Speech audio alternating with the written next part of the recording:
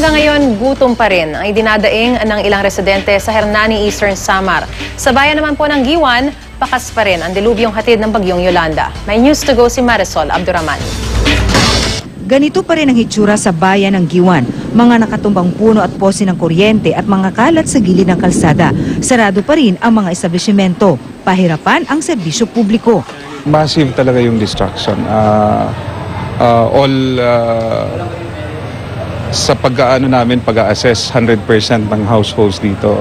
Households and other buildings talaga sira siya. Clearing na kami, 20 to 25% na na-clear namin. Sa Giwan Airport, dumarating na ang mga eroplanong may kargang relief goods. Coast Guard na may dala na around 3,700 sacks of family food pack. Then araw-araw din naman may dumadating na C-130, may dalang food pack. Marami nag-aabang makasakay sa C-130 plane papuntang Maynila. Si Leonora Tangkion, 2 araw na rin nakapila kasama ang mga anak, kabilang na ang kanyang 1 buwang sanggol. Para po humingi po ng tulong doon po sa aming kamag-anak doon po sa Maynila.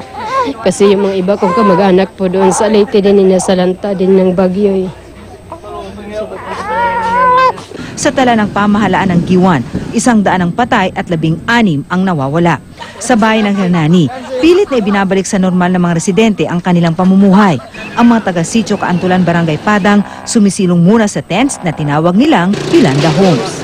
Mahirap pa rin kasi siksikan yan, marapat na pamilya kami. Kailangan po namin ng komunikasyon para sa mga mag-anak namin sa Maynila para hindi po sila masyado mag-alala sa amin.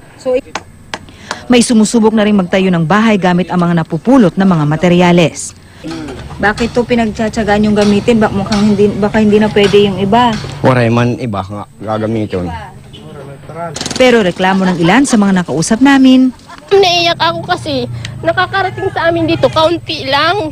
Pinipili kasi nila yung mga baryo-baryo na binibigyan. Ayaw nila ipamigay. Kasi kontrapartido kami.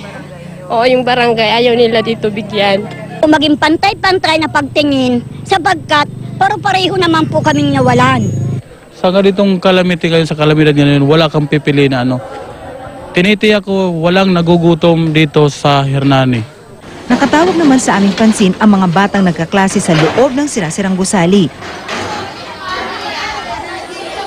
Wala ni anumang gamit maliban sa iilang notebook at ballpen na pinagpapasapasahan ng mga estudyante. Mahirap kasi walang mga upuan, sikip-sikip, tapos walang mga notebook, ballpen. It's all right.